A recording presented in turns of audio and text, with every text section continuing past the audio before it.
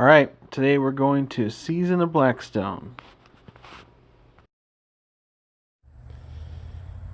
Hey, how's it going, everybody? So, I'm super excited. I got a 28-inch Pro Series that is getting ready to go into retirement. Rather, going to give that to somebody else, gift it to somebody else, because I've upgraded to this 36-inch air fryer model.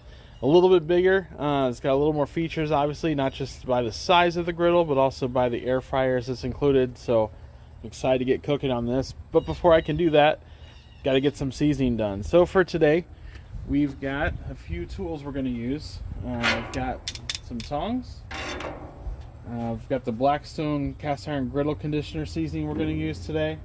We're going to be cleaning our griddle first with some soapy water. Then I've got some regular water to help wash that off with. And this is going to be the application to clean it with.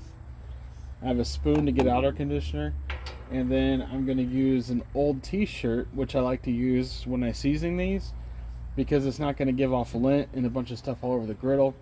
And I can wrap this up inside of our tongs to use. So to wrap it up in the tongs, what I like to do, and these are the Blackstone series ones. I actually like these because you can lock them and they're not going to come apart. So the first thing we're going to do is we're going to take this and pinch one end, and we're just going to swab this around kind of like a Q-tip.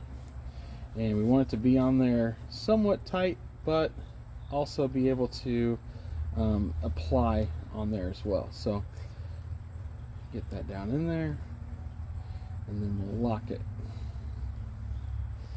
Alright, so while I'm working on that, the next step we're going to do is we're going to take some soapy water and get this cleaned up.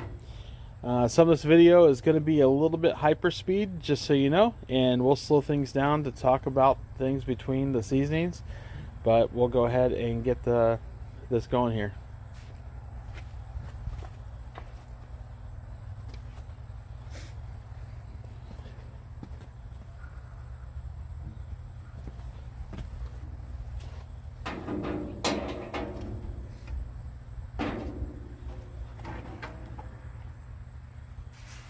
So this is the only time you ever want to use soapy water on your griddle.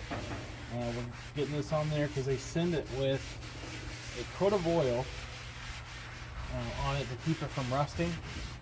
Now sometimes you see them sitting outside and that's when they rust, because it washes all that oil off and then it begins to rust. So we're just getting that first initial layer off. We want to make sure we get the sides really good. Make sure we get everything cleaned up. I'll actually take that off now. Alright, so it doesn't take a whole lot. We just want to get just a little bit on there. Get it cleaned up really nice.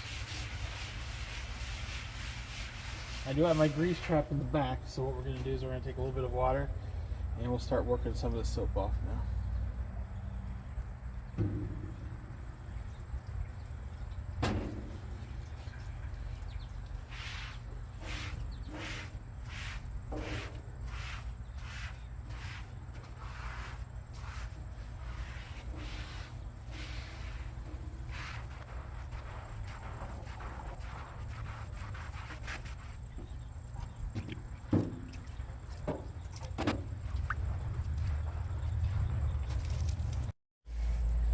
Alright, so I've got a paper towel, and we're just going to do a little quick wipe over. It doesn't have to be real good, just to make sure we don't have any extra additional soap on there or anything.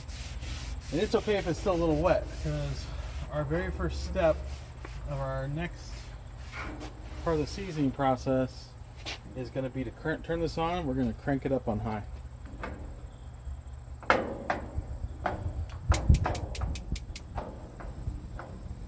Alright, so we've got these going on high as we can get it, and we're going to let that burn off everything a little bit. Meanwhile, I'm going to take this stuff and we'll put it away, because we are done with this part. And we'll see it dry off. It's not going to take very long at all. We can touch it and you can see the water is dissipating quite nicely just from the heat. We're going to let this get up to full heat before we do anything.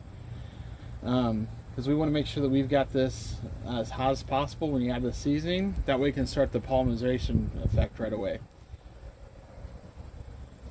So what we're using today, I've got the Blackstone Griddle cast iron seasoning, this cast iron conditioner.